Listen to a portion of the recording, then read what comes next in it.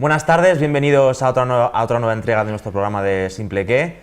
Hoy hemos traído a un profesor de música, si no me equivoco, del Conservatorio Superior de Zaragoza y del Centro Superior de Catarina Juska, también en esa ciudad. Y bueno, Jesús, en primer lugar, buenas tardes, ¿qué tal estás? Muy bien.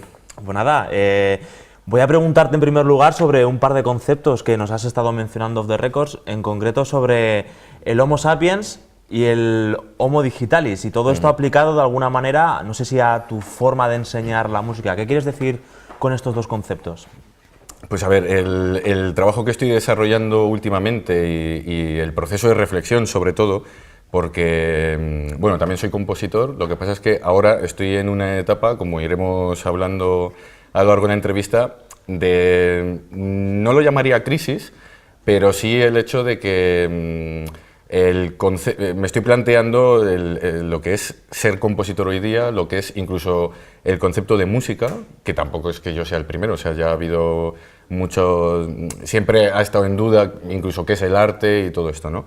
Pero sí que me parece que hay un cambio de paradigma muy potente, donde al final todo confluye en la idea de Homo sapiens, Homo digitalis, de cómo las tecnologías de los últimos 20 años, incluidas las redes sociales, etcétera, están modificando nuestra percepción de la realidad, del mundo, incluso a nivel neurológico en los niños pequeños ya se está viendo que está habiendo ya modificaciones a nivel cerebral, o sea, por cómo interactuamos con la realidad y con la realidad virtual, o la realidad aumentada, conceptos que hasta hace relativamente poco eran incluso inimaginables, no el de realidad virtual, pero sí el concepto de realidad aumentada.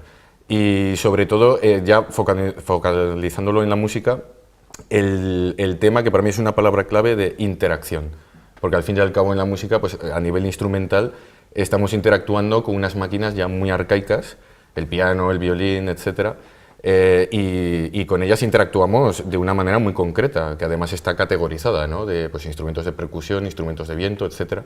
Y todo esto, pues la revolución tecnológica lo está cambiando, porque ya están sacando máquinas con las que puedes interactuar de maneras muy distintas, y eso está cambiando la acción creativa, o sea, está modificando nuestros procesos creativos y los resultados artísticos.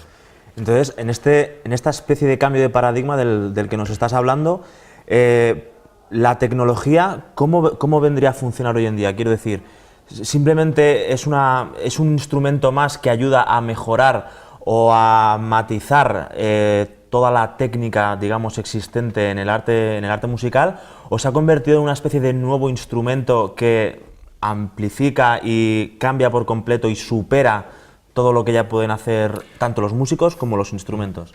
Pues yo creo que hablaríamos de versatilidad, porque son ambas cosas. O sea, de hecho, el versus o la juxtaposición entre tecnología y acústica creo que era más evidenciado antes. Los compositores que empezaron a lo largo del siglo XX a trabajar con tecnologías, ahí sí que había una escisión entre los que tiraban por el camino de la electrónica y de la especulación tecnológica y los que seguían expandiendo los límites creativos y compositivos de lo acústico. Y en acústico me refiero pues, al concepto de orquesta, de ensamble o de instrumento clásico, tal y como lo entendemos, violín, piano, etc.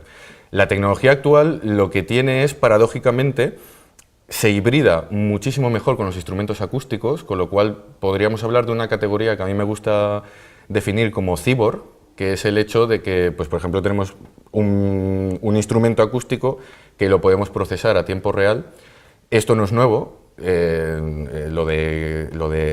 esto ya en la composición electroacústica ya se hace desde muchísimos años, pero es la interacción con la máquina que es en lo que profundizaremos ahora. Al mismo tiempo, la tecnología de ahora puede estar absolutamente emancipada, o sea, puede ya crear un marco una disciplina nueva incluso. Independiente.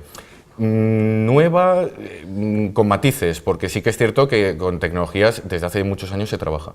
Lo que pasa es que, vuelvo al concepto de interacción, hasta ahora la tecnología, digamos que tenía dos vertientes.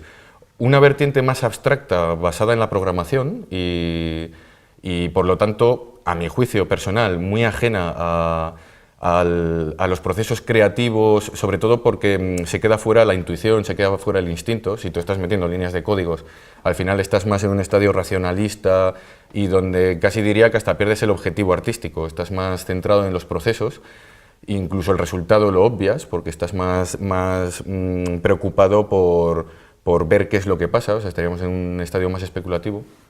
Y la otra vertiente, la de música electroacústica, música mixta, de modificación de los timbres de instrumentos acústicos a través de la tecnología.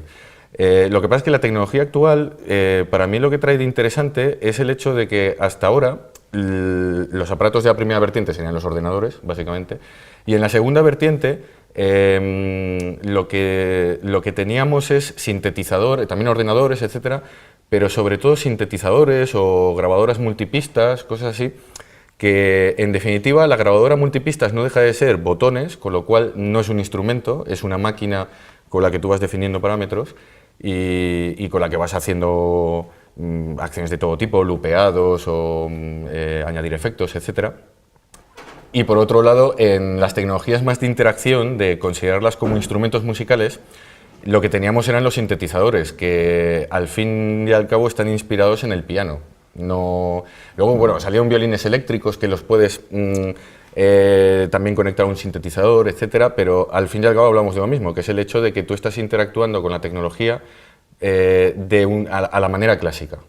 Porque un sintetizador al final son teclas, con lo cual necesitas ser pianista. El violinista que está pasando su señal de violín eléctrico o de violín amplificado por un micro y tal, por una máquina, al fin y al cabo está tocando el violín. Ahora sí que han sacado dispositivos que tienen su manera de interactuar con ellos, de obtener sonido, es totalmente distinta. Y además alcanzando categorías que hasta entonces no alcanzaban las otras máquinas o las alcanzaban de una manera muy falsa, muy pseudo, como por ejemplo pues, música gestual. Un violín, por ejemplo, en una cuerda, tú puedes hacer lo que se llama un glissando, ¿no? Que es hacer así a lo largo de la cuerda, y haces un... En un piano, por ejemplo, tú tienes cada nota yuxtapuesta, o sea, cada tecla es un sonido, y sí que es cierto que tienes una palanquita que se llama el pitch bending, que puedes hacer esos efectos, pero no es lo mismo que si tú estás sobre una superficie táctil, donde tú literalmente estás articulando con gestos, estás haciendo trazos. Aparte de muchas otras máquinas, como el hecho de que ya empiecen a existir tecnologías muy interesantes en las que podemos convertir cualquier superficie en un instrumento musical.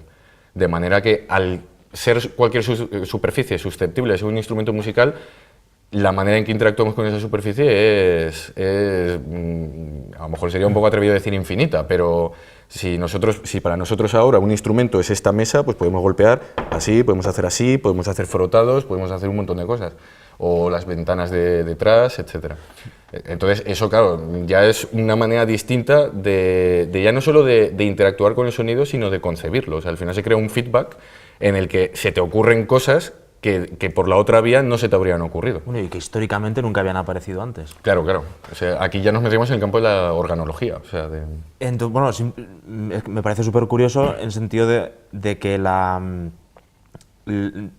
ante lo que muchos abogan como el que podría ser ya el fin de la música, en el cual ya todo estaba concebido, en el cual los músicos tanto de conservatorio como la gente un poco más autodidacta ya solo podían repetir lo que históricamente estaba dado. Esto creo que demuestra todo lo contrario y abre un mundo de posibilidades que puede incluso cambiar, como puede ser en tu caso, todo el campo de estudio y de las materias pedagógicas que se pueden impartir. ¿Realmente este cambio tecnológico se está llevando ya, se está implantando de alguna forma en las aulas? Yo creo que desde luego a nivel de planes de estudios no. A nivel ya de profesores que vamos introduciendo todo este tipo de conceptos y de visión global de lo que es la fenomenología musical, tanto en términos compositivos, pedagógicos u organológicos, es decir, la evolución instrumental, todavía yo creo que somos pocos, pero lo vamos introduciendo paulatinamente y con una respuesta del alumnado muy interesante, que es lo que a mí me lleva a reafirmarme en el tema de Homo sapiens, Homo digitalis, de cómo están cambiando los cocos, ¿no? De cómo están cambiando los cerebros, en términos de plasticidad, ¿no? De que si un niño pequeño, desde pequeño, valga la redundancia, está interactuando con pantallas táctiles, su cerebro en cierta manera ya va cambiando. No tenemos esa fisicidad del libro y eso claro, trasciende al concepto de partitura, al concepto de organización de ensayos, a muchas cosas, porque la tecnología ya te obliga también a trabajar de otra manera, te obliga a concebir de otra manera, en términos creativos, a trabajar de otra manera y a enseñar de otra manera. Y el aprendizaje de la gente joven, yo voy constatando, porque yo soy profesor de técnicas de composición, que sería, digamos, esto es como la cara de Juno, ¿no? Sería como la técnica orquestal, ensamble y tal, y luego imparto clases de tecnología y composición electroacústica. Entonces, digamos que tengo una vista de pájaro bastante interesante de cómo conceptos bastante complejos, que incluso se dan en la carrera, en los últimos cursos, en tecnología, los vemos ya desde muy pronto, por dos razones. La primera, porque para interactuar con esa tecnología tienes ya la necesidad de empezar a manejarte con esos conceptos, y dos, son mucho más fáciles de entender para las nuevas generaciones, pero bueno, incluso para mí mismo, ¿eh? O sea, yo mismo veo que técnicas muy complejas como la espectral, de estar jugando con espectros sonoros, etcétera, con la tecnología es muy intuitivo y es muy fácil de asimilar, y en cambio desde el punto de vista del sinfónico les cuesta mucho más. También me resulta algo paradójico el que, por un lado, todas estas nuevas tecnologías y todo este entramado organológico que comentas puede amplificar y amplifica, de hecho, la construcción y la creación musical, pero, por otro lado, podría parecer que, por ejemplo, el lenguaje musical entendido como todas las notaciones que se pueden hacer encima de un pentagrama se puede quedar corto y puede impedir al mismo tiempo que el lenguaje musical actual se quede corto, y entonces que el músico tenga problemas a la hora de crear o de llevar o de materializar todas las posibilidades que ahora la tecnología le ofrece. ¿Qué nos puedes comentar del lenguaje musical? ¿Se queda corto, ayuda, crece, se modifica? Sí, más que el lenguaje musical, diría el concepto de partitura, o sea, el concepto de música escrita. Sí, evidentemente eso está cambiando profundamente. De todas maneras, la crisis de la partitura, de la idea de si la partitura es eficaz o si la partitura va a la contra, esto es un debate que ya se empieza a abrir en el siglo XX, porque aquí tendríamos que empezar a hablar de pensamiento de notas o pensamiento de sonidos. Es decir, hasta el siglo XX nosotros hemos funcionado con un pensamiento de notas. El barroco, el clasicismo, el romanticismo, el impresionismo, etcétera, es un pensamiento de notas inspirado en el sistema temperado, que es, primero, es un sistema antinatural, porque la naturaleza se mueve por las leyes de la física, o sea, por las leyes de Fourier, de los espectros armónicos, etcétera. Por lo tanto, es un lenguaje totalmente artificial. Que nosotros escuchemos con naturalidad a Mozart o Beethoven, desde un punto de vista natural, es incluso aberrante en cierto sentido, porque es un sistema absolutamente artificioso. También es cierto que todo lo que hacemos los seres humanos, o casi todo lo que hacemos los seres humanos de manera racionalista, etcétera, es artificio.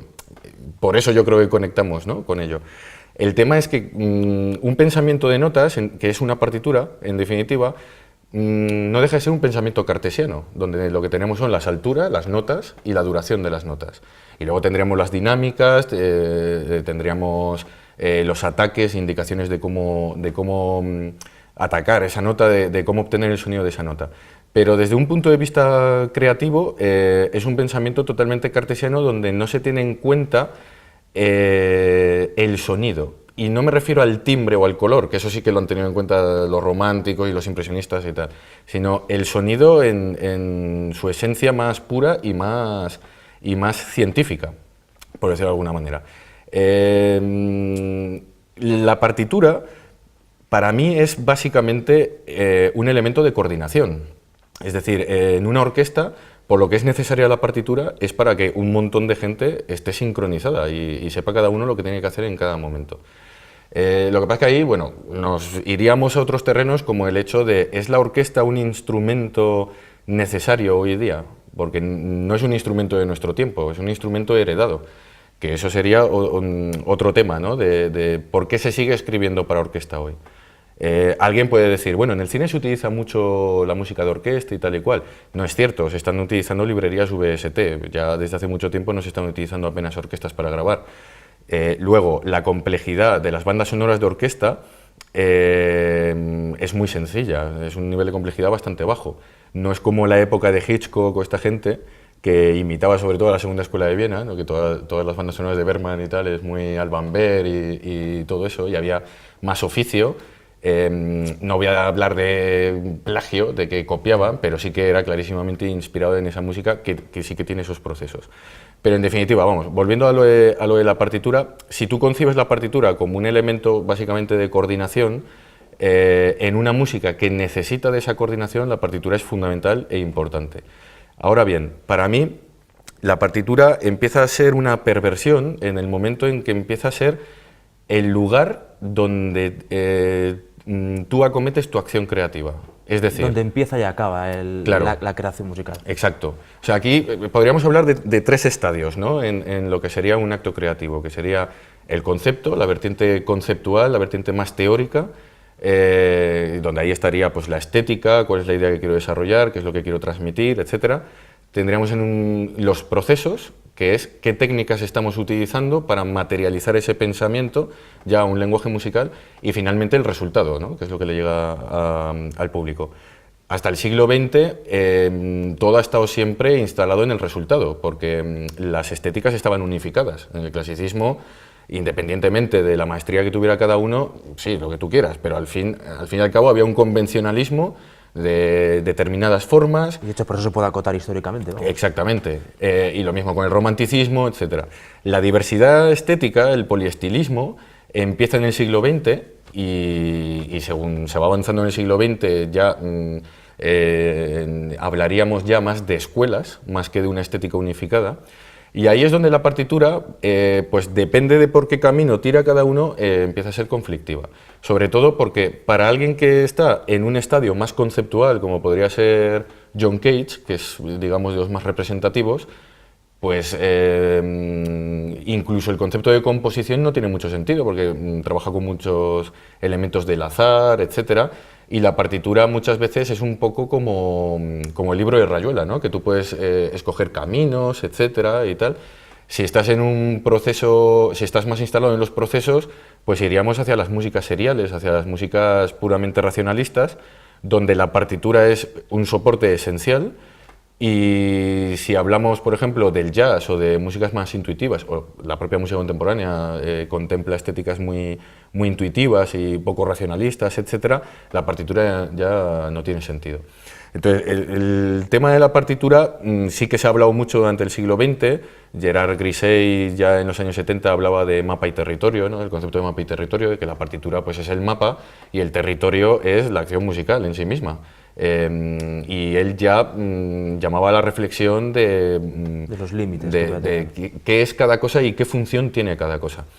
El hecho de que la partitura, como comentaba antes, sea el alfa y omega del acto creativo, es decir, que tú lo que haces es aplicar técnicas donde digo, bueno, pues yo cojo este motivo y ahora lo desarrollo así, y ahora lo desarrollo así, tal, pero que estás en la soledad, estás en tu casa y no estás trabajando con los otros músicos ni nada, o sea, estás, digamos, organizando notas, incluso por ser así un poco más sarcástico, garabatos, estás organizando dibujos, estás organizando eventos sonoros, pero sin tener un contacto real ni con el sonido ni con la acción del sonido. Eso en el siglo XX empieza a ser un problema muy grave.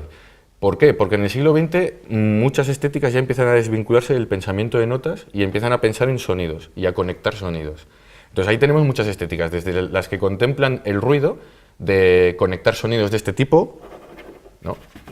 Y crear un discurso así donde, por supuesto, pues el concepto de melodía ya se va al traste, el concepto de armonía, de contrapunto, todo ese universo ya no te sirve de nada, porque te tienes que mover en otro tipo de técnicas y en otro tipo de concepción.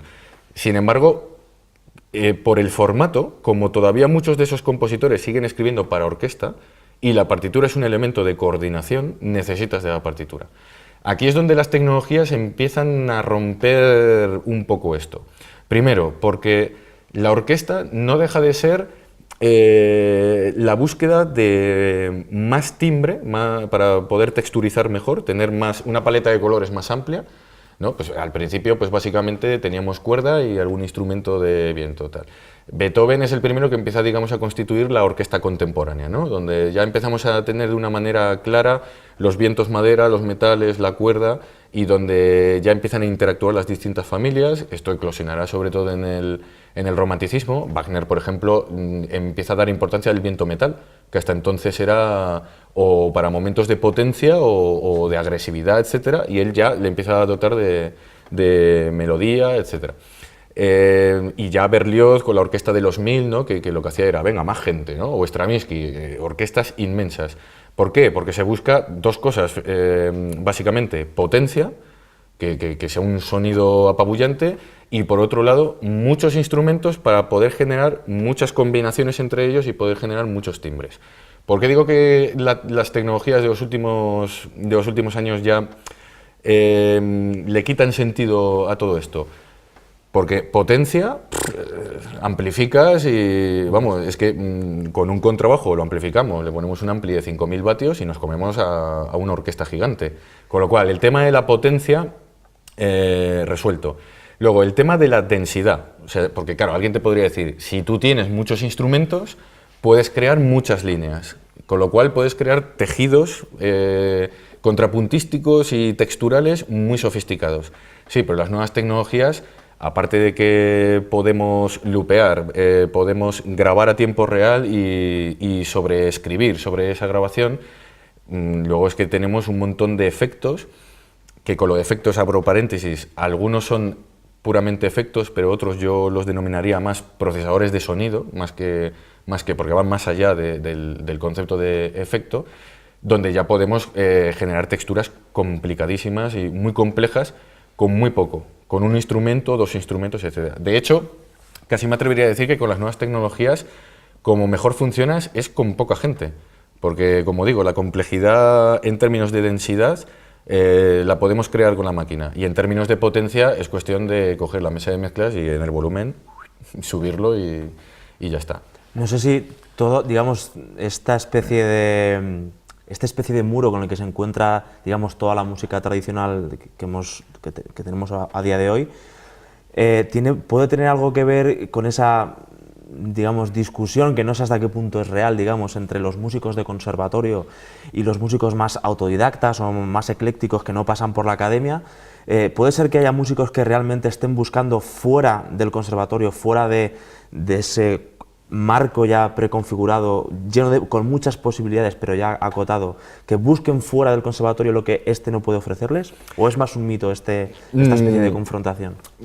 Más que o sea, es que yo no lo veo tanto como una confrontación como el hecho de espacios definidos. Es decir, el músico de conservatorio, para lo que se le forma, es para tocar un tipo de música muy concreta. Que alguien podrá decir, pues para algo tan concreto, ¿por qué tantos años estudiando? Porque es muy exigente, porque para tocar bien un Mahler o un Bruckner, pues necesitas un dominio de la técnica. Entonces, el famoso debate de los conservatorios, del músico de conservatorio frente al músico que viene de la improvisación o el músico que viene del folclore, y no me refiero a un folclore sencillo, como puede ser una jota aragonesa. Me refiero, por ejemplo, al folclore hindú. O sea, un sitarista está tocando una música... Bueno, para ellos es la música clásica hindú, ¿no? Pero digamos que, bueno, pues es una música sin partitura, es una música que se aprende, igual que el flamenco, ¿no? Desde la improvisación, desde el tocar mucho, también desde el estudio, los ritmos, las talas rítmicas, etcétera. Pero, sin tanto academicismo, por así decirlo. Bueno, tiene su academicismo, ¿eh? O sea, si tú te pones a estudiar flamenco y te pones a estudiar los palos del flamenco, un percusionista flamenco te va a decir, no, mira, este está el palo y el ritmo va así y los acentos van así y el compás se juega así, ya sea.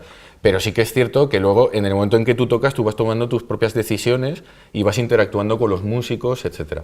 Eso en la música clásica no se da. O sea, en la música clásica hay un compositor, que es el que diseña todo lo que va a sonar. Es el arquitecto que ya te da el plano de cómo tiene que ser el edificio. hasta con el más mínimo detalle, o sea, hasta el color de las ventanas y todo eso. El músico de conservatorio, para lo que se le educa, es para eso. Entonces, ¿cuáles son los puntos positivos y negativos del músico de conservatorio? Los positivos, un dominio de la técnica instrumental y del timbre muy elevado y muy sofisticado y una capacidad de estudio muy disciplinado. Que a lo mejor el músico más de improvisación es un poco más sui generis a la hora de trabajar así, ¿no? Y no digo peyorativamente, ojo, o sea, no digo en el sentido de que una cosa sea mejor que la otra. Y luego al músico del conservatorio para lo que se le educa es, dentro de esa disciplina y esa buena técnica, para tocar coordinado con un montón de gente. Entonces la improvisación ahí no tiene mucha cabida, ni tiene mucho sentido desde esa perspectiva. Desde esa perspectiva, para mí sí que tiene sentido que tengan formación en improvisación. Mientras que los músicos autodidactas estarían más instalados en una idea híbrida entre compositor e intérprete, que es a donde quiero llegar a parar. El intérprete de música clásica es intérprete. No puede meter ninguna morcilla, ¿no? En lenguaje teatral, no puede introducir ningún elemento suyo, personal. Tiene que respetar la partitura. Por lo tanto, es un mero intérprete. Mientras que los músicos de improvisación son, en cierta manera, compositores. O sea, en el jazz, por ejemplo, que creo que es el ámbito donde es más fácil de entender todo esto de improvisación y tal, ¿no? Pues Miles Davis, por ejemplo, o John Coltrane, o toda esta gente, sí, interpretan, porque no son escritores de música, están con el instrumento, pero al mismo tiempo son compositores, al mismo tiempo ellos construyen discurso. Entonces, eso en los conservatorios está bastante alejado. Sí que es cierto que los planes de estudio de ahora pues intenta introducir asignaturas de artes performativas, etcétera. Lo que pasa es que yo ahí el problema que veo es que se implantan más en los conservatorios superiores, no tanto en los medios, y a mi juicio llegas tarde, porque ese tipo de concepción de la música tienen que cogerlo los niños ya desde pequeños, porque afecta a su relación con el instrumento. O sea, no es lo mismo aprender un instrumento a partir... Yo, por ejemplo, cuando estudiaba piano, para mí era un tedio lo de estudiar las escalas, ¿no? Y la vieja pedagogía, y ahí sí que soy un poco más crítico, aunque es opinión personal y discutible y tal, pero aquí sí que me muestro un poco más crítico el hecho de, bueno, yo creo que a los niños, en primer lugar, si tú le estás enseñando a estudiar escalas, ya lo estás situando en un pensamiento de notas.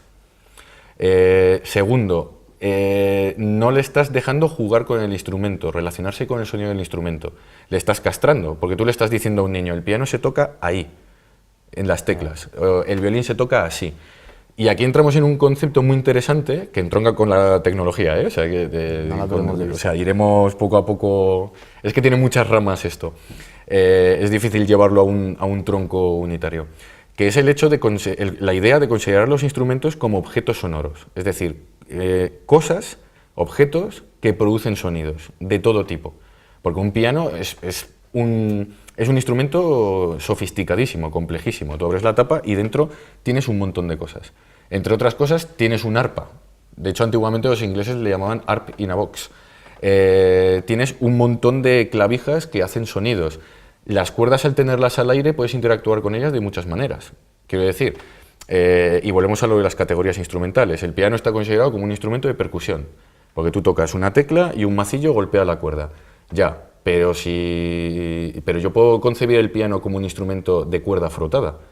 Entonces alguien dirá, ¿y cómo metes un arco? Pues coges una cámara de bici, de aire, le pones un poco de resina, la cortas con tijeras y un trozo así de cámara ya friccionan las cuerdas, con lo cual tú sobre las cuerdas ya puedes crear una fricción. Los timbres son totalmente distintos a los del piano, con lo cual, si vamos a la acción creativa, ya planteas el discurso desde otras sensibilidades y desde otra concepción sonora. Aparte, ese tipo de técnicas hacen que no sea tan acotada tu acción física. Porque al pianista, lo centro en el piano porque yo soy pianista, ¿no? Pero bueno, puedo poner ejemplos con otros instrumentos también. Pero vamos, en el piano, a ti lo que te enseñan es educar la musculatura mecánica, por decirlo de alguna manera, para hacer este movimiento. Esto te acota muchos otros movimientos que sin duda, vamos, no me cabe duda que influyen en tu sensibilidad sonora incluso. esto es un universo con el que, por ejemplo, los niños conectan de una manera natural fantásticamente bien. Y aparte de que es más motivador, porque hacer escalas es un coñazo, o sea, y utilizo la palabra malsonante desde un punto de vista enfático, es un soberano coñazo y es una tortura y muchas veces un elemento de desmotivación brutal, mientras que lo otro es, digamos, explora y descubre. De esa manera tú implicas hablo de niño, pero podría ser un adulto también, ¿no? Implicas a la persona a que se relacione con el instrumento. Y eso para mí es muy importante y está vinculado... Sin que este esté preconfigurado. Exactamente. Porque si tú dices, no, es que este instrumento se toca así, es como que ya te tienes que amoldar, cierras el abanico te de tienes que adaptar al posibilidades. instrumento, etcétera, etcétera, ¿no? Y mientras que de la otra manera, tú estás explorando y al final haces tuya esa relación con el instrumento. Por no mencionar que quien no te dice que es más divertido jugar dentro de las cuerdas obteniendo sonidos de ese tipo que no en las teclas. Porque lo de las teclas, insisto, es un pensamiento de notas, lo otro ya es un pensamiento tímbrico, vas desarrollando una relación con el timbre distinta. Muchos de esos timbres, o sea, el piano es un sonido totalmente acotado, el sonido de piano, mientras que ya si haces ese tipo de sonidos, muchos sonidos tienen reminiscencias de sonidos que oyes por la calle, en la naturaleza, con lo cual tu sensibilidad y tu mente, en definitiva, se expande muchísimo más.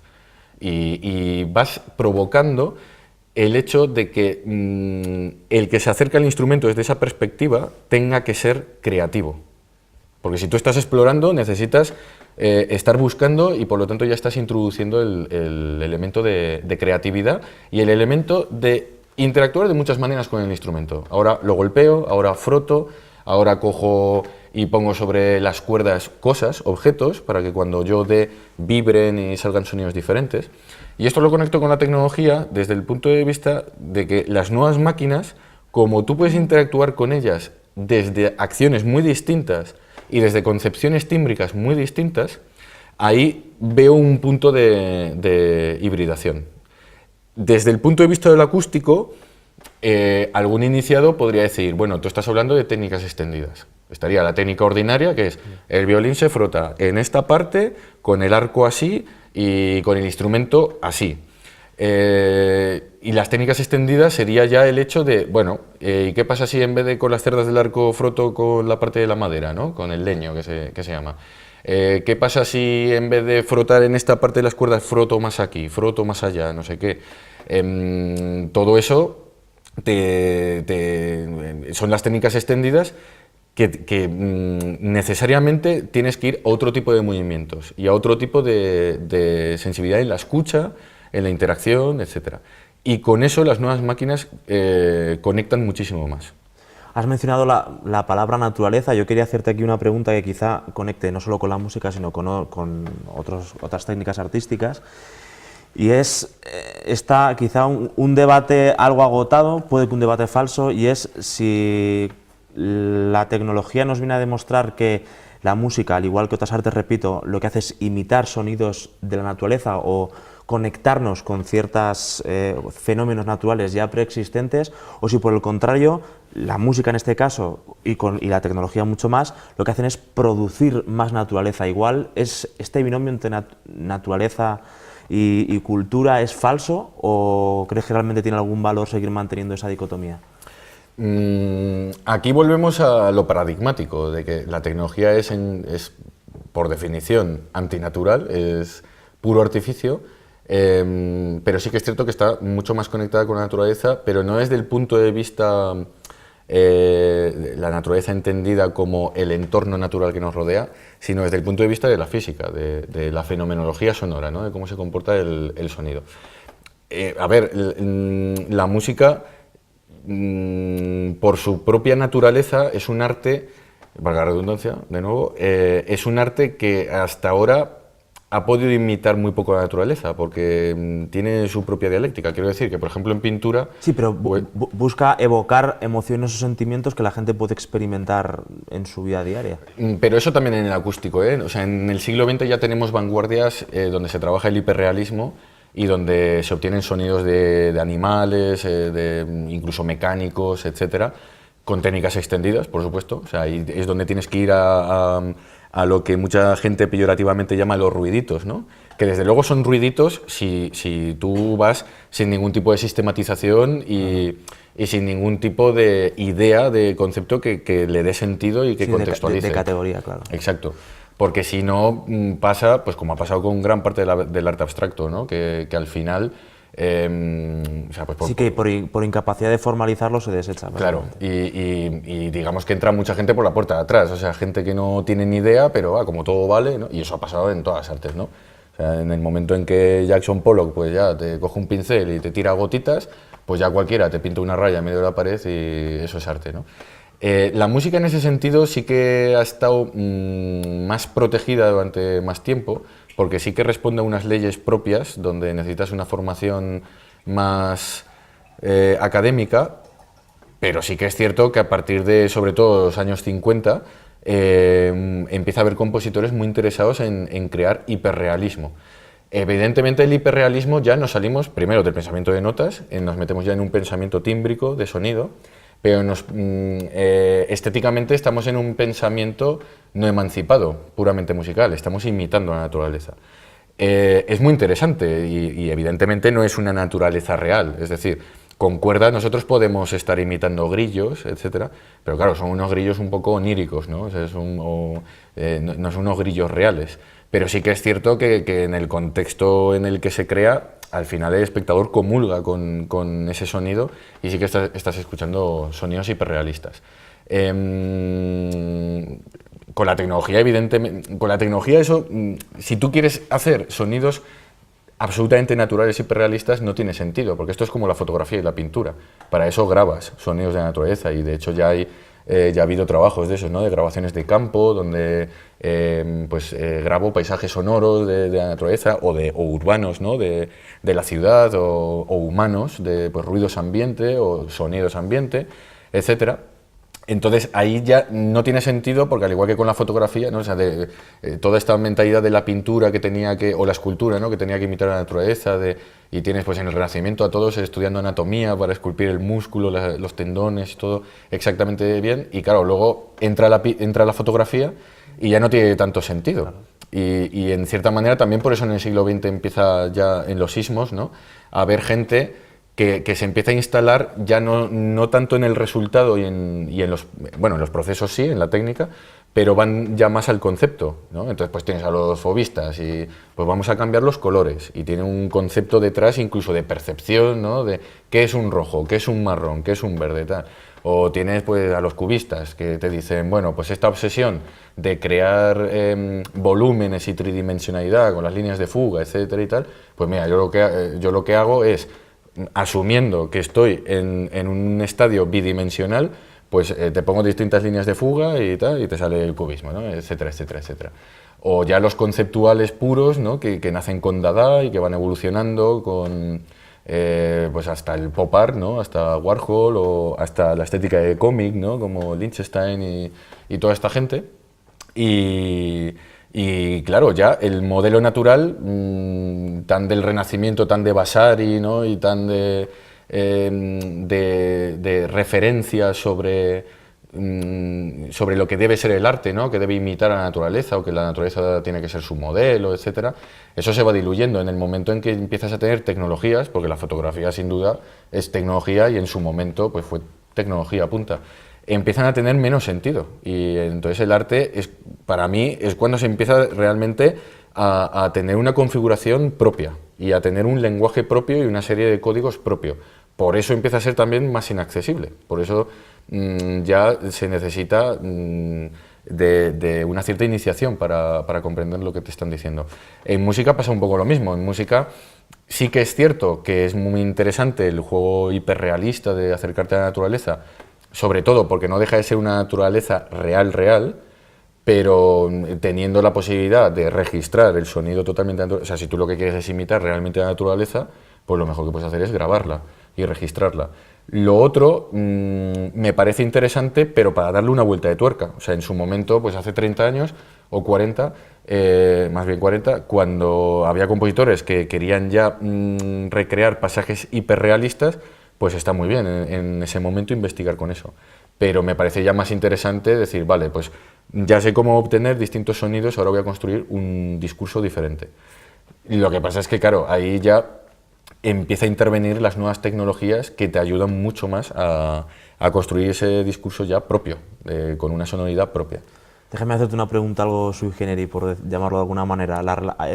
Hoy en día también hay muchos autores, quizá de divulgación sobre todo, que hablan de una especie de relación, a mi juicio creo que falsa, entre los sonidos, por ejemplo, y el universo, o fenómenos que suceden en el universo, y la gente quizá tiende a asociar como esos sonidos del universo como algo real que realmente se produce más allá de fuera de nuestro planeta. ¿Esta conexión es realmente tal o no?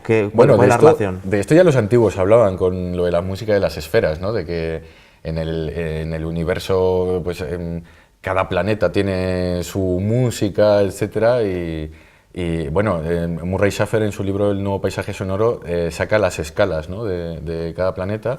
Y los antiguos pues creían que lo que llamaban la música de las esferas, etcétera, que decían que no las escuchamos porque como estamos escuchándolas desde nuestra concepción, ni siquiera nacimiento, forman parte de un paisaje sonoro del que no somos conscientes, ¿no? Un poco esa famosa frase de cómo le explicas a un pez lo que es el agua, ¿no? Si vive en ese medio. Con respecto al sonido que puede haber en el universo, etcétera, hombre, el sonido en primer lugar necesita de un medio para poder transmitirse, o sea, en vacío o en una cámara anecoica, ¿no? Pues no hay transmisión. De todas maneras, claro, aquí también lo que habría que plantearse es, al no ser todavía para nosotros constatable qué sonido puede tener tal planeta, etcétera, porque además es que aquí entramos también ya en la percepción y en nuestra propia biología humana, o sea, que para un extraterrestre sería otro tipo de sonido, ¿no? De cómo percibes esas frecuencias, etcétera.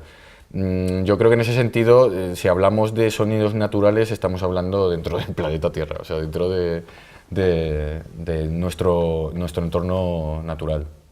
Vale, y una de las últimas preguntas que te quiero hacer, podemos hablar no solo en la música, sino en otros artes de periodos, pues clasicismo, romanticismo, todo este boom tecnológico, ¿hay alguien que lo esté recogiendo y que le esté dando alguna especie de acotación, o todavía está en una especie de explosión en el cual los músicos hoy en día van recogiendo retazos con el fin de coser? Yo creo, y aquí volvemos al concepto inicial de Homo sapiens Homo digitalis, que en las artes y bueno, incluso en nuestras relaciones sociales, por las redes sociales y tal, somos cachorros. O sea, yo creo que somos como cola de león, cabeza de ratón, ¿no? Que como sapiens somos cumbre de evolución evolutiva, pero como digitalis somos bebés todavía, o sea, y vamos muy perdidos. O sea, por ejemplo, las redes sociales, ¿no? Lo mal que se manejan, ¿no? Las depresiones que causan, o sea, el manejo muy pernicioso en el que cada vez está hablando más gente. A mí me gusta mucho el discurso actual de Eric Sadin, que es un filósofo francés que bueno, tiene dos libros muy interesantes, La humanidad aumentada y la silicolonización del mundo, donde habla de todos estos aspectos. Y por centrarlo en las artes, yo lo que creo es que estamos en momentos de tremenda confusión, sobre todo estética, porque estamos empezando a utilizar estas tecnologías, pero todavía con configuraciones estéticas del pasado, ¿no? Todavía vamos construyendo poco a poco. Luego, de la misma manera que en otros siglos ha habido una unidad estética, ahora podríamos hablar de una atomización estética, o sea, cada uno va totalmente a lo suyo. YouTube y todas estas plataformas pues son una muestra, ¿no? De que tú empiezas a buscar y la gente va, cada uno con su propuesta y además con un eclecticismo implícito muy potente, ¿no? Al final todo el mundo bebe de fuentes muy distintas, etcétera. Y yo creo que eso se traduce también, y me incluyo por supuesto, en una deriva de no saber muy bien hacia dónde se va. Creo que eso hace que estemos viviendo unos tiempos muy interesantes, pero desde el punto de vista de buscar resultados, vivimos tiempos frustrantes, me parece, porque no sabemos muy bien para dónde va la cosa. La tecnología además está evolucionando a muchísima velocidad, a más velocidad de la que nosotros podemos asimilar para para ver qué hacemos con todo eso. Y está afectando a muchas cosas, por ejemplo, los modelos de consumo, ¿no? Si vamos al formato de concierto, ¿realmente un auditorio es hoy día el espacio adecuado para consumir música? Hablo de música culta, claro, porque luego están las discotecas, que son auditorios, pero ahí nos metemos en otro discurso, que es el de la funcionalidad de la música, porque en una discoteca me parece que la funcionalidad de la música no es la de crear un discurso en el que el oyente tiene una escucha atenta, o sea, primero es pulsación, ¿no? O sea, la música techno y todo esto es básicamente pum, pum, pum, es una pulsación que es para bailar y para relacionarse socialmente, y la gente no hace mucho caso a la música, o sea, bueno... Es una excusa, por así decirlo. Sí, es que así, de todas maneras la música también ha sido así muchas veces, o sea, quiero decir, en el clasicismo la música, el pueblo llano no escuchaba los estrenos de los grandes compositores, eran en la corte, etcétera, y en la corte la gente iba mucho al business, o sea, era mucho de yo soy el duque de no sé quién, tú eres el conde de no sé cuánto, vamos a hacer un negociete, y mientras tenemos al cuarteto de cuerda ahí tocando, ambientando, pero no les estamos haciendo ni puñetero caso, o sea, a lo mejor en algún momento escuchamos y tal, pero lo digo porque también a veces se idealiza mucho por gente que dice... Entonces nunca fue algo de puristas. Yo creo que eso está muy idealizado. O sea, yo cuando mucha gente critica el hecho de es que la gente ahora no tiene capacidad de concentración para escuchar algo, no sé qué, no sé cuánto. Vale, o sea, durante toda la humanidad la gente ha tenido una capacidad de concentración infinita, ¿no? Somos nosotros que hemos salido un poco más tontos y tal. A mí me parece que hay mucha cosa idealizada y la música culta ha sido, como el arte culto en general, ha sido siempre inaccesible y ha sido siempre difícil porque requiere esfuerzo, o sea, porque el conocimiento, pues, o sea, exige conocimiento y el conocimiento, pues a lo mejor no te ocupa lugar, pero te ocupa muchísimo tiempo y muchísima dedicación. Entonces, de hecho, en ese sentido yo creo que las tecnologías están democratizando mucho el tema del consumo. Porque, por ejemplo, hay muchos géneros comerciales donde la gente, sin ser muy consciente, está escuchando música experimental. Por ejemplo, en la música electrónica, hasta que entra la base rítmica y entra el chunda chunda, las intros, que suelen ser muy atmosféricas y suelen ser... Si tú lo analizas en términos musicales, son muy abstractas, carentes de armonía y tienen un discurso muy alejado del pensamiento de notas y de armonía y de todo, o sea, están más en texturas, en colores, etc. ¿Cuál es el problema a lo mejor?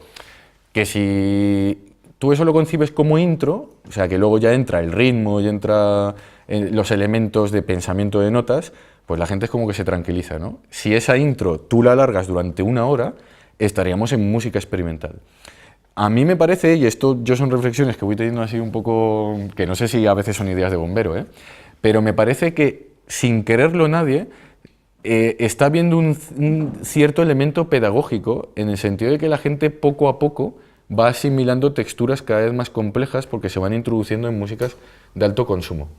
Que aquí podríamos entrar un poco en la teoría del triángulo de Kandinsky, ¿no? Lo de que cómo se van asimilando las vanguardias es un triángulo donde en el vértice tienes las vanguardias más absolutas, donde tienes al creador, los iniciados, vas bajando hasta lo que sería la población mayoritaria, ¿no? Entonces ese triángulo va subiendo por un eje a lo largo de la historia y entonces lo que aquí es vértice, dentro de unos años es base. Y yo creo que ese triángulo lo está acelerando la tecnología. Sin embargo, no lo acústico. Me explico. La música del siglo XX, todas las vanguardias del siglo XX, no se han terminado de asimilar por la gente. Ahí la teoría del triángulo pincha, porque o sea, yo he oído cientos de veces lo de esta música es que es compleja y tal, no, pero pasarán los años y la gente escuchará Lageman y la gente escuchará esta música y tal y cual, porque la entenderán mejor, etcétera. No ha sucedido, o sea, sigue habiendo un salto, o sea, la gente se queda en Debussy, Ravel y ya más allá, la gente es que ni siquiera conoce compositores ni conoce cosas y no las quiere conocer tampoco, porque luego les pones fragmentos de ese tipo de música y la reacción siempre es muy hostil, es muy de, ¡buah, qué mal suena esto es horrible, esto cómo lo puedes escuchar!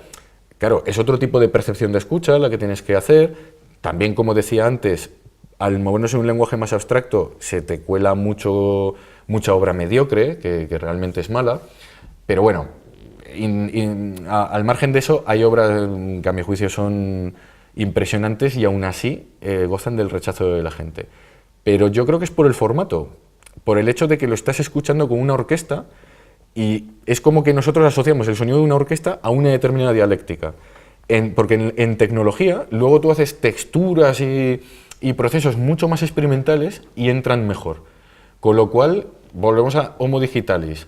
Quizá la orquesta, y más hoy, de manera más evidente, no es el vehículo adecuado ni el contexto sonoro idóneo para trabajar vanguardias y para trabajar un pensamiento puramente tímbrico, que no sea de notas.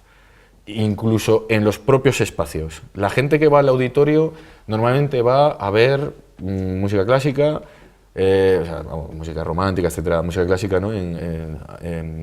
Abarcando todo el arco. Y en el momento en que ya les sitúas en ese tipo de sonido, ese perfil de público ya lo rechaza. Mientras que si tú vas a festivales experimentales donde se trabaja con tecnologías, con instrumentos o música electroacústica, híbrida de instrumento acústico, amplificado, etcétera, el público lo acoge de diferente manera. También son otros espacios y es otro modelo de consumo.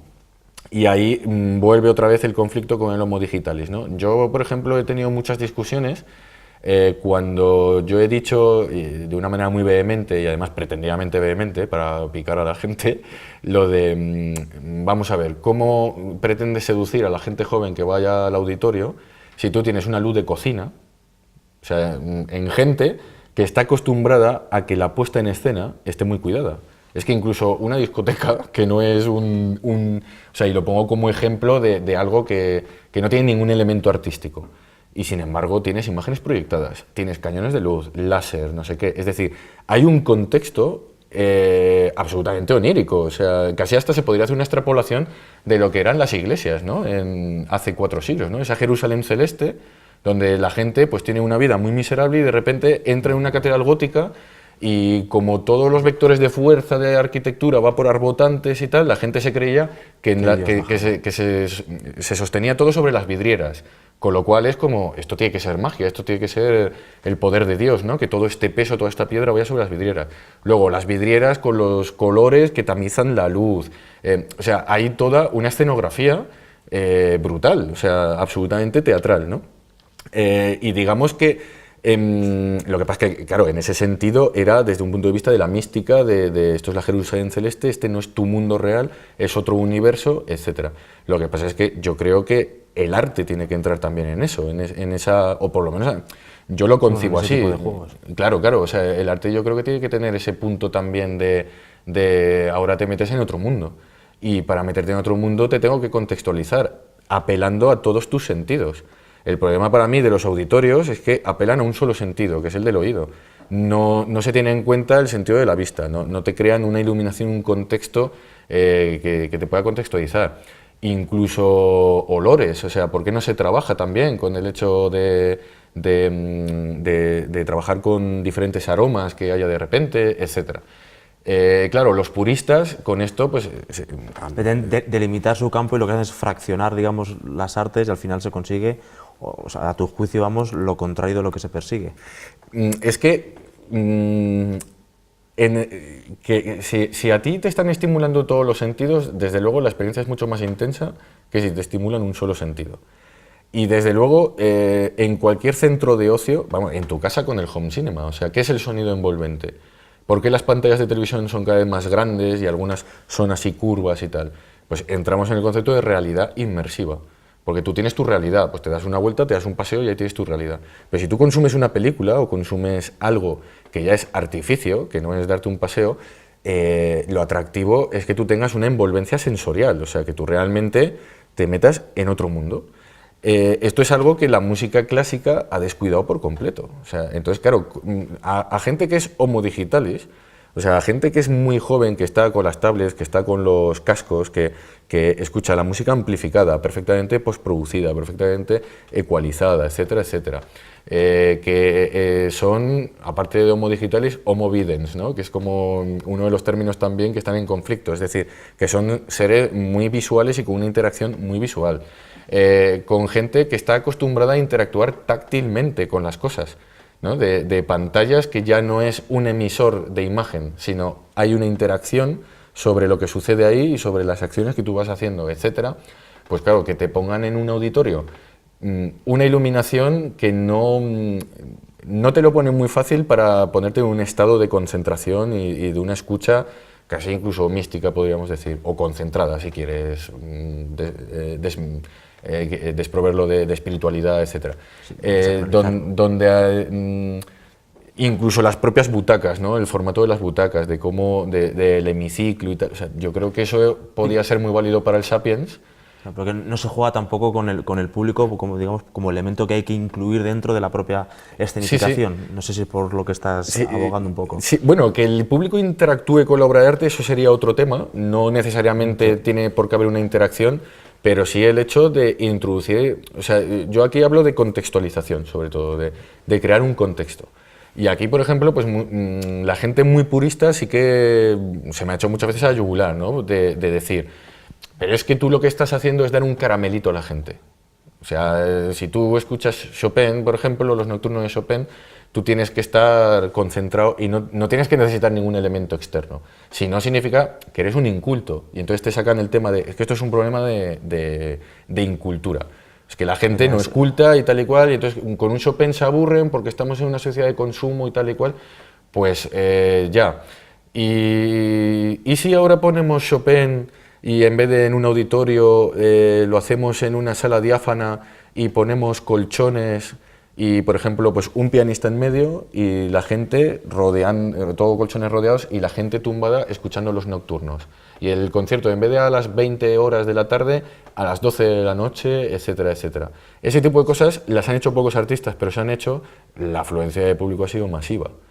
O sea, que estamos hablando de formato. El problema no es Chopin, que se ha quedado viejo. El problema es cómo introduces Chopin en la sociedad actual. Y ahí estamos hablando de formato y de contextualización. Sí, pero de alguna manera, perdóname que te interrumpa, igual sí, claro. Con ese cambio de formato no se puede llegar a transformar o a trastocar el origen o digamos, por decirlo así vulgarmente, la esencia de lo que quería el artista. Pero es que el hecho de vivir en un siglo distinto ya lo transforma. O sea, quiero decir que en el contexto histórico de Chopin, la sociedad y la manera de sentir de la sociedad era distinta. Es como las grabaciones históricas. Voy, por ejemplo, pues a una obra muy conocida, el Requiem de Mozart. Fue muy criticado en los 90 la versión de Barenboim, no, de Karajan. La versión de Karajan. ¿Por qué? Porque en la partitura original de Mozart tienes muy poquita cuerda, tienes un coro muy pequeñito y luego los instrumentos de percusión, ojalá pudiéramos ir a una máquina del tiempo y escucharlos, porque no suena como los timbales modernos. O sea, un timbal de esa época debía sonar así. O sea, lo más parecido a que se te ha caído algo al suelo. Con lo cual, si tú haces una revisión historicista del Requiem de Mozart, se te va a quedar muy endeble de sonido, muy pobre y probablemente mucha gente va a decir, no me termina de llegar. ¿Qué hace Karajan en los 90? Te sitúa el Requiem de Mozart con una orquesta gigantesca, o sea, de concepción romántica o incluso posromántica, ¿no? En la postproducción te ecualiza los graves para que los graves tengan cuerpo, tengan potencia, tengan proyección. La ecualización del resto de instrumentos, lo mismo, la mezcla, porque luego tú vas al acústico, al concierto, y no ves tanto detalle como en la grabación. En la grabación es que escuchas perfectamente el clarinete, no sé qué, eso en la realidad luego, olvídate. Y ponía una reverb, ¿no? Como colofón para crear una densidad y un espesor sonoro concreto.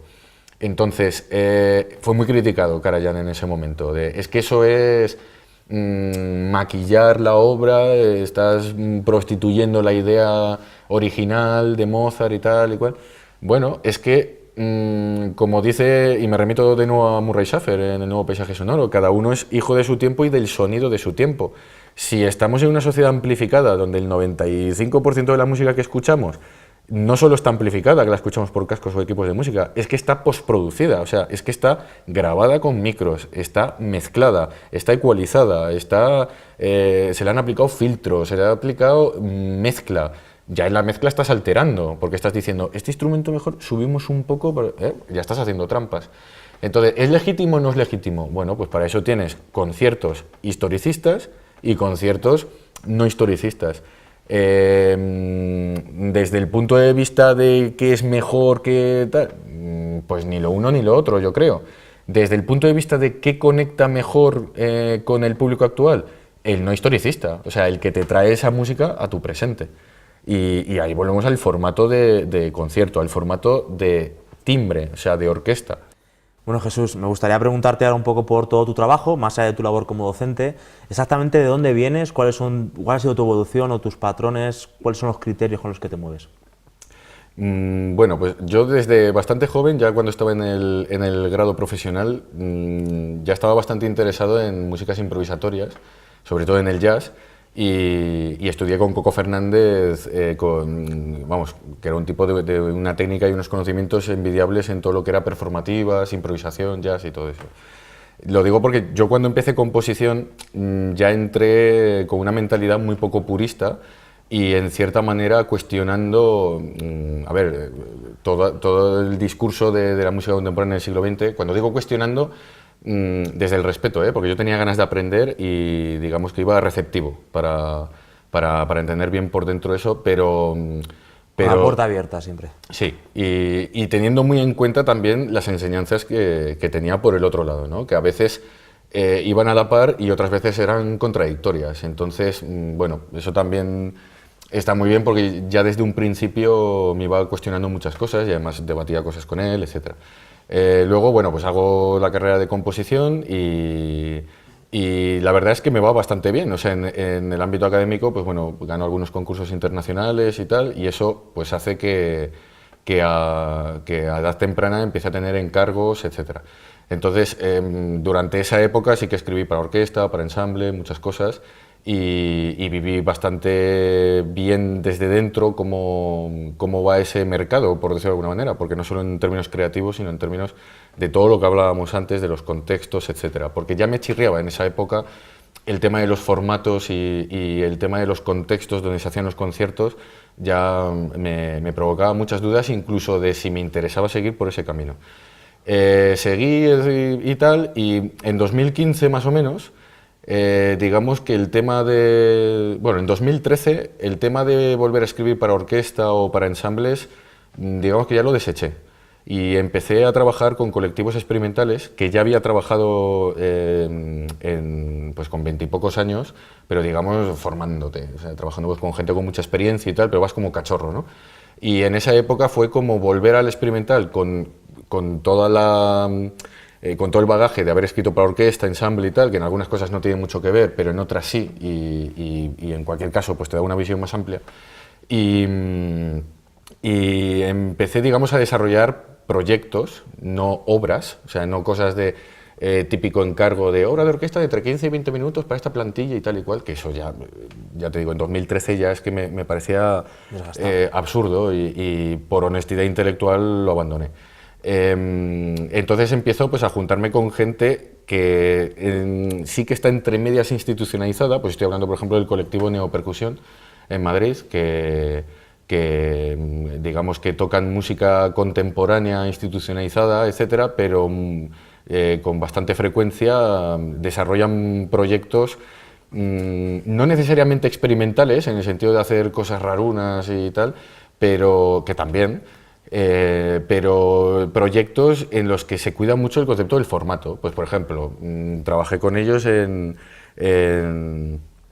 algo muy interesante que a mí me gustó mucho y que me lo propuso Juanjo Guillem, que era, escoge una película en blanco y negro y vamos a hacer música en directo en la que tú, digamos, coordinas la acción.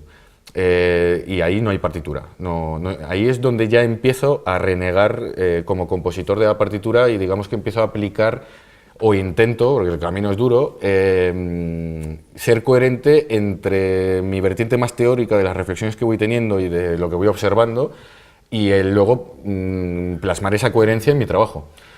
Que ese es el tránsito más difícil y sigo en ello.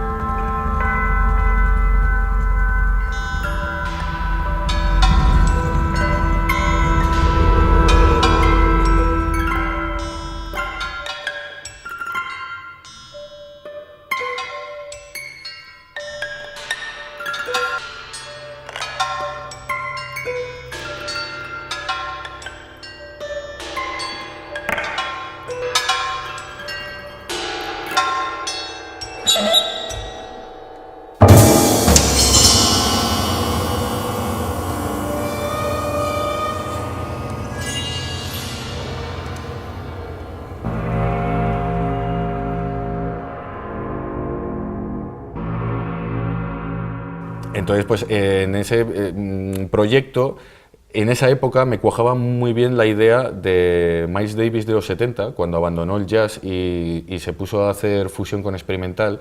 Y en las portadas de los discos me empezó a llamar mucho la atención en ese momento que siempre pone Miles Davis Directions in Music.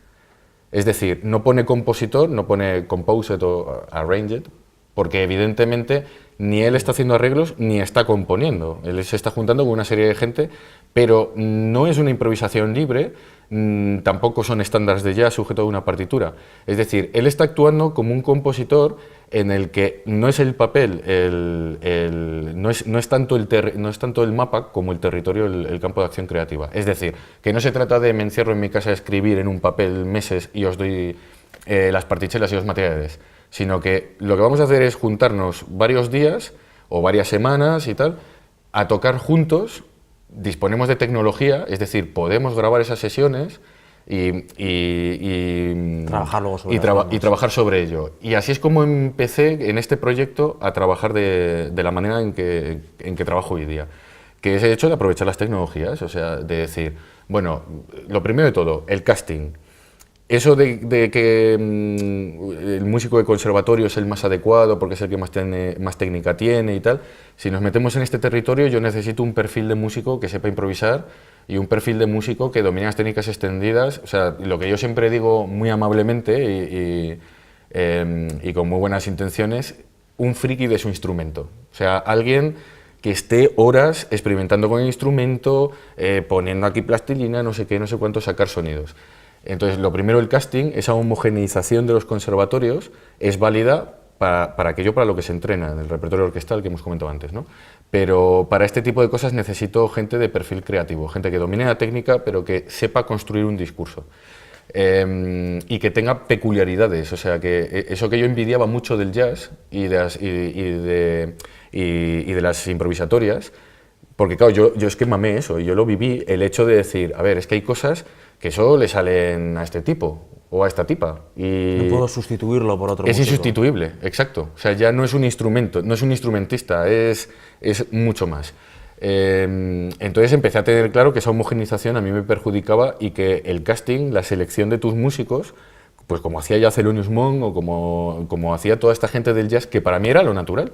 Es que para mí, insisto, empezaba a ser muy poco natural el hecho de que tu trabajo lo tenga que tocar tal ensamble o tal orquesta y que no puedas tú decidir quién es el que va a tocar. Aparte, por venir de las performativas, etcétera, siempre me ha sido muy duro lo de estar en mi casa a mi bola escribiendo. Me gusta tocar y me gusta tocar con gente y necesito esa socialización musical. Por lo tanto, yo ahí soy instrumentista también. Y luego las metodologías de trabajo, pues lo que digo últimamente mucho, de menos partitura, más ensayo. Entonces, prefiero trabajar con colectivos que funcionan de esta manera, de decir, a ver, lo que vamos a hacer es mi metodología personal de ahora. Vamos a hacer sesiones de improvisación libre. Ya no es tan libre porque en la selección de los músicos, sí, yo ya sé quién está y yo conozco ya la dialéctica de cada uno y tal, y de manera natural ya va a casar todo bastante bien, no va a ser eso. Pero digamos que improvisación libre. Y grabamos esas sesiones. Entonces yo luego en casa las escucho obsesivamente, o sea, rebobino, avanzo, no sé qué, no sé cuánto, y como las tengo grabadas por pistas, la tecnología me permite hacer mi puzzle, que al fin y al cabo eso es componer, es ordenar. Entonces voy cogiendo a ver cómo funciona este fragmento en el que este hace esto, en el que este hace esto y en el que yo hago esto. Vale, cambio las piezas y así voy definiendo la... Básicamente que en tu composición nunca hay una a priori desde el cual partes de lo que quieres encontrar, sino que... Conceptualmente sí. Lo cuentas posteriormente, en función de los músicos. A ver, en cierto sentido ya hay una inducción, como digo, con la selección de los músicos. O sea, si yo quiero que la cosa vaya orientada hacia un lugar, si tú coges a músicos que están situados en ese lugar, ya te va a aflorar ese lugar de manera natural. Entonces, es decir, si yo quiero hacer fusión de experimental con rock, pues si me cojo a un colega que toca la guitarra y que su rollo es el rock sinfónico, el rock psicodélico, es que yo ya sé que me va a salir una mezcla de Pink Floyd, Frank Zappa, King Crimson, Robert Fripp, Hendrix, con cosas raras, experimentales que haga él. Entonces, él ya va, yo ya sé el tipo de universo dialéctico y sonoro en el que se va a mover. Con lo cual ahí, en cierta manera, ya estoy empezando a componer. De manera a lo mejor un poco metafísica, pero en cierta manera ya empiezas a construir la partitura con qué perfil de gente estás seleccionando. Luego, los ensayos, evidentemente, cuando digo libre, sí que el primero me gusta que sea libre, o sea, récord, y a ver qué pasa, y a ver en qué puntos confluimos, en qué puntos nos vamos cada uno por nuestro lado. Viendo un poco esa sensación y escuchando, los siguientes 2 ensayos o 3, pues son también libres, pero ya, por ejemplo, sí que voy acotando y voy con los deberes hechos, o sea, ahí sí que lo llevo apuntado, de decir, vamos a trabajar texturas de este tipo, vamos a trabajar texturas, pues yo qué sé, muy electrónicas, que nos suene todo muy electrónico, que nos suene todo áspero, que nos suene, o algo muy rítmico, o vamos a trabajar con vacíos, vamos a trabajar con silencios donde cada evento sonoro tenga mucha presencia, etc. En ese proceso yo voy seleccionando todos esos fragmentos y con los programas de audio me voy maquetando mi pieza, ya voy componiendo. Cuando tengo ya más o menos clara, digamos, toda la estructura general de cómo va todo, y además muy controlada, porque lo estás escuchando, o sea, vas viendo cómo va la direccionalidad, la tensión, la distensión y todos los parámetros que van constituyendo el discurso y todo eso, ahí es donde eso lo transcribo, pero de una manera muy codificada, con códigos que además pactamos entre los músicos, incluso con un lenguaje propio. Y eso crea también, que eso también es muy natural en el jazz y en las performativas, y se va creando una cohesión de grupo donde todos son absolutamente partícipes, y son copartícipes y co-compositores. En definitiva, cada uno, porque yo quiero precisamente eso, o sea, si tú haces una marcianada que solo te sale a ti y me encanta y me interesa, yo te tengo que dar oxígeno, porque además, si tú haces ese tipo de cosas, o sea, es inherente, siempre va a la par, vas a ser un friki de tu instrumento, o sea, seguro que te has metido un montón de horas y tú mismo te has hecho improvisaciones, te has hecho solos, o sea, estás acostumbrado a construir tu discurso con todo ese mundo, y yo lo que hago es casarlo con el mío, etc. Y con códigos y pactos y un lenguaje natural que se va dando en los ensayos, esto es la zona no sé qué, esto es la zona tal, cual, se va construyendo la obra hasta el punto de que ya por número de ensayos y porque todo el mundo está integrado, no es un intérprete que le viene la partitura, es una cosa ajena que la interpreta concierto y a la semana siguiente otra historia, al final la obra sale de manera absolutamente natural. O sea, la hacen suya, básicamente. Sí, y sale absolutamente natural y además desaparece el concepto de improvisación. O sea, el concepto de improvisación pura no existe. O sea, en realidad, tú cuando estás improvisando, improvisas conforme a lo que tú en tu casa pruebas y tal, y al final tú tienes una serie de clichés. La improvisación pura estaríamos hablando de una catarsis que sí que existe, pero suele durar 5 minutos. O sea, esos momentos de catarsis de no sé cómo me ha salido esto y no tiene nada que ver con mi dialéctica habitual y tal, sí que suceden, pero son muy poco numerosos. Normalmente la improvisación no es pura, o sea, es tu propio bagaje y estás mezclando cosas. Extrapolado a una obra construida desde este punto de vista, sucede lo mismo. Al final es como si hubiera una partitura. Volvemos a esa paradoja. Es decir, hay precisión y al final hay incluso puntos en los que vamos todos juntos rítmicamente, porque cuando ya has ensayado muchas veces y has tocado y todo el mundo sabe perfectamente cuál es su papel y cuál es el tuyo, y yo ya sé que cuando hago este sonido tú vas a reaccionar con este otro sonido y el otro con este y tal, al final tocas siempre igual, o sea, al final vivirías la experiencia de los últimos 2 ensayos lo hemos tocado exactamente igual, y en el concierto lo estamos tocando siempre igual, con lo cual sí que hay elementos, lo que es el segundo a segundo, sí que hay elementos distintos, etcétera, pero desde fuera al final es la misma obra, y en eso estoy. Y digamos que ese sistema lo pude terminar de definir, de culminar con Alucigenia, que es un proyecto que hice 2 años después en las pinturas de Alarcón, de Jesús Mateo, y me interesó mucho el proyecto por lo que digo, de salirme de esa estandarización de una obra tal y cual, sino cosas específicas que tengan, por lo menos para mí, un porqué artístico. Entonces me llamó la atención 2 cosas. La primera, obvia, las pinturas y el propio espacio, y la segunda, la reverberación de casi 12 segundos que tiene, y lo que me comentaba Jesús, ¿no? Es que aquí hacer conciertos pues es difícil por esto, tal y cual, y claro, eso encajaba perfectamente con el momento en el que yo estaba, porque es como, hombre, pues a lo mejor aquí para hacer un concierto de piano, pues no es muy idóneo, porque la reverberación va a enturbiar todo el sonido y se va a oír sin definición. Ojo, que podría ser eso una escucha interesante, no lo digo peyorativamente, pero desde luego no vas a oír la definición del piano. Pero lo que se trata es de crear otro discurso, y un discurso ad hoc, es decir, un discurso pensado ya no solo para las pinturas y la estética que pueda haber, sino la atmósfera del recinto, o sea, todo ese valor intangible de psique que tiene el recinto, y su reverberación. Y entonces, pues digamos que planteé una obra en la que el concepto base serían 2. Por un lado, el atavismo, o sea, a mí siempre las pinturas de Jesús, la idea que más siempre me ha venido es la de lo atávico, lo primigenio, lo ancestral, la mística, o sea, no hay religiosidad, pero sí hay espiritualidad y sí hay mística, y pues con eso conecto muy bien también. Y luego el tema de la reverberación, que yo estoy muy interesado en cómo reaccionas biológicamente ante las frecuencias. Entonces, en esto es con lo que me gustaría cerrar, porque es en lo que estoy ya último, Adelante.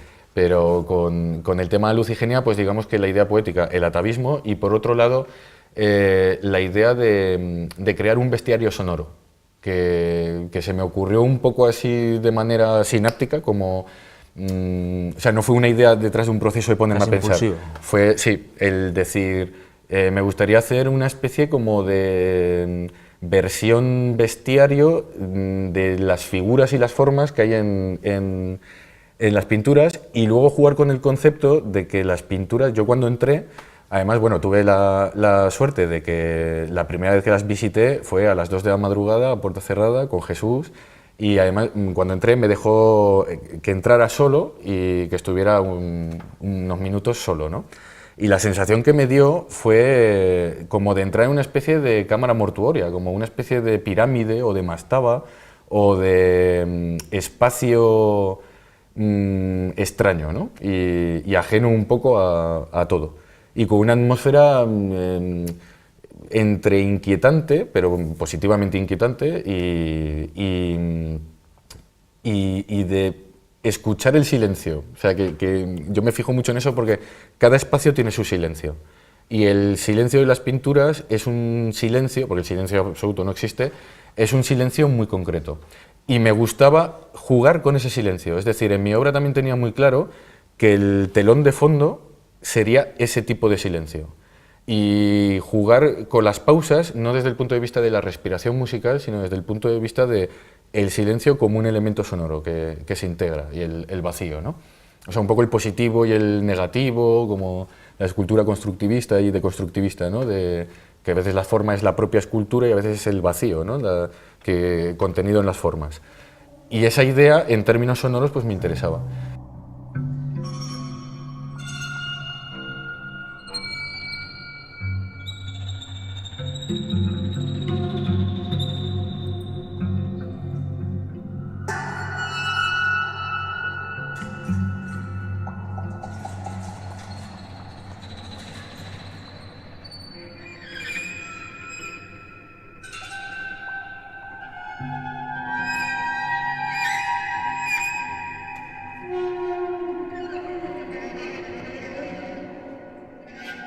de modo que la obra es toda un arco estructural unitario, dura 48 minutos. Le doté de una simbología numérica, porque las pinturas lo tienen, o sea, 48 minutos es 4 veces 12, los signos del zodiaco, que hay alusiones, etcétera. Sí, hay toda una numerología que tampoco es importante para el oyente, o sea, es sobre todo importante para mí porque me inspira en mi proceso creativo y me ayuda a mantener la mística cuando estoy en mi casa y ya no en las pinturas, etcétera. Y digamos que son 48 minutos seguidos, pero sí que hay zonas muy diferenciadas. Los títulos, pues si los ves, es todo el origen de la creación, el origen del universo, el origen de la inteligencia.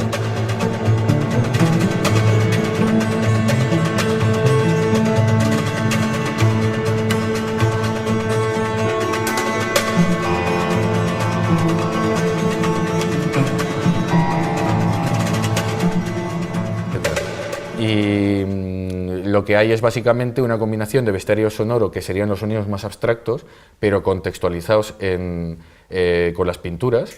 Son sonidos como de animales, como de gruñidos, tanto hiperrealistas como del imaginario colectivo, o sea, gruñidos que podríamos asumir pues eso, a los bestiarios, ¿no? A monstruos inexistentes. Luego hay pasajes muy tonales en los que utilizo series que se aproximan o bien a la música española, como homenaje a Falla, etc.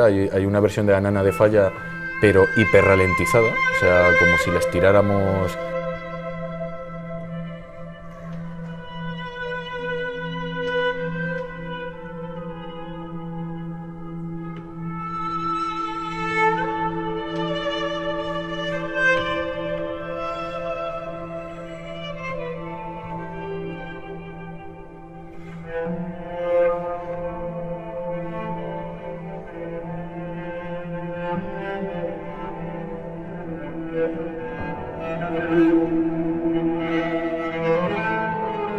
Pero luego me interesaba mucho el tema de las frecuencias, de cómo se comportan los choques de frecuencias dentro de esa reverberación. Porque claro, tú lanzas un sonido y hasta que se apaga ese sonido tú has lanzado más sonidos.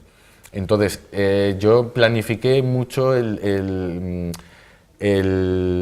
tema de qué sonidos, o sea, cómo iban un poco las secuenciaciones, y eso sí que iba muy pactado con ellos, que estuvimos trabajando con el método que te comenté, estuvimos ahí encerrados unos días y tal, y probando cosas todo el rato, y muy atentos a esa fenomenología para crear una especie como de pareidolias sonoras, ¿no? Que escuches cosas que en realidad no están sonando, porque son pues los rebotes de frecuencias fraccionarias, que al final se crean sonoridades que además se espacializan, o sea, que un sonido de repente se te va diluyendo por allá y otro por allá y tal, y jugar con ese tema de una manera controlada a mí me interesaba mucho, para generar, digamos, armonías y sonidos controlados, pero donde hay un elemento de caos, y eso también me interesaba, esa idea de caos controlado y orden en el caos, o sea, orden que contiene caos, mejor dicho, o caos ordenado. El hecho de que tú sabes por dónde va a surgir el caos, por decirlo de alguna manera, con lo cual hay orden, sabes por dónde van a ir los tiros, pero ya luego lo que sucede en ese momento es caótico, y eso también me interesaba desde un punto de vista perceptivo. Es curioso que quizá poder trabajar sobre estas pinturas de Jesús Mateo, digamos que ha amplificado todas tus capacidades como compositor, que quizás sin ellas, sin esas pinturas, no podrías haber ejercido o haber construido. No sé si de alguna manera, después de componer para estas pinturas que hay en Alarcón, te llevas algo que antes no tenías y que puedes aplicar a posteriori. Hombre, desde luego, al margen de que el proyecto me llena y me enriquece personalmente, incluso es una coherencia conceptual e intelectual en lo que estoy, y hace que evidentemente puedas seguir con tu aprendizaje para sacar conclusiones, etc. En este proyecto no trabajé con tecnologías, me apetecía trabajarlo en acústico, porque todavía trabajo de ambas maneras, con acústico y... bueno, trabajo con tecnología. Aquí trabajé en acústico en realidad porque la propia reverberación me podía ya proporcionar elementos que van más allá de lo acústico, por decirlo de alguna manera. Entonces, no creía oportuno trabajar con tecnologías. me apetecería volver a hacer alguna otra cosa con tecnología, que ya se lo he comentado a Jesús y tal, para tener una versión de trabajar ese tipo de cosas con tecnologías. Y con respecto a lo que te comentaba de las frecuencias, en esta versión de acústico, digamos que he jugado a un nivel de crear pareidolias, de crear determinadas armonías, sonoridades un poco psicodélicas, en cierto sentido, no desde el punto de vista estético, de arte alucinado, sino desde el punto de vista puramente físico de cómo percibes sonidos, que nosotros estamos en un sitio y tú los percibes que te vienen en distintos sitios, espacialización, sonidos extraños, por decirlo de alguna manera, efectos de sonidos vibratorios por los diferenciales, bueno, eso es que chocan frecuencias y salen sonidos que tú percibes vibrados, es decir, que tú cuando los lanzamos son lisos, son como un ti, y cuando rebotan de la pared vienen vibrados, vienen como una especie de trémolo, ¿no? Como un... Entonces, ese tipo de juegos pues me interesaba mucho, es muy interesante. Si utilizando tecnologías se me abre más el campo a trabajar en otro terreno que me parece muy interesante y en el que estoy también ahí ya metiendo el hocico, que es cómo responde nuestro organismo de manera biológica cuando es sometido a determinadas frecuencias proyectadas, ¿no? O sea, que no es nuevo el tema, pero digamos que este es un tema que sobre todo... Hay pocas incursiones, digamos. Sí, y sobre todo es que las incursiones que ha habido ha sido en el campo de las armas sónicas, o sea, del campo militar, ¿no?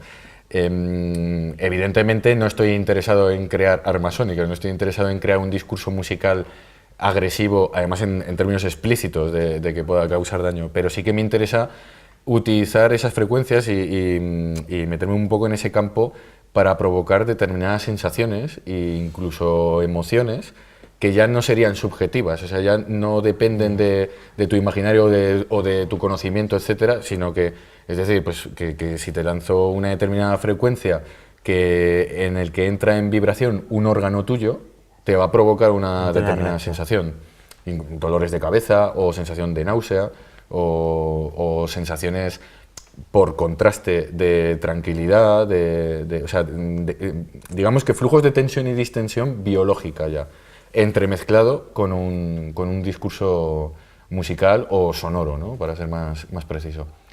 Y eso, claro, eso necesitas ya una precisión que te ofrecía solo la tecnología, pero utilizado de manera mixta, con instrumentos acústicos. Jesús, solo me queda más que felicitarte y agradecerte que estés aquí, que has dedicado un rato a hablar con nosotros. Quedamos a la espera de que Jesús Mateo te vuelva a invitar y que puedas trabajar toda esta parte tecnológica que nos has comentado en esas pinturas. Y nada, que te vaya Seguro muy que bien. sí, le sobornaré bien. Pues, muchas gracias y hasta otra. Nada, encantado, muchas gracias a vosotros.